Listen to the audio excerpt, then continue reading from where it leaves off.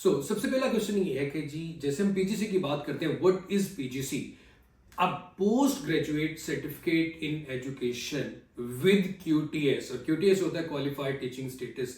जैसे आप पाकिस्तान में गवर्नमेंट टीचर बनने के लिए बीएड या एमएड एजुकेशन करते हैं, इसी तरह यहाँ पे यूके में टीचर बनने के लिए आपको क्वालिफाइड टीचिंग का स्टेटस चाहिए होता है, जो आप पीजीसी रूट के थ्रू लेते हैं या स्कूल रूट पे आते हैं। तो मोस्टली जो इंटरनेशनल स्टूडेंट्स होते हैं वो पीजीसी रूट के थ्रू आते हैं, यूनिवर्सिटी के थ्रू आते हैं, उनको ये कोर्स करना होता है, ये ड्यूल क्वालिफिकेशन होती है। आपको पीजीसी सर्टिफिकेट भी मिलता है और क्यूटीएस भी मिलता है, एक लाइसेंस नंबर भी मिल जाता है कि आप यूके में एलिजिबल हैं आप टीचिंग के लिए। और ये आपका फर्स्ट स्टेप होता है towards the skilled worker visa.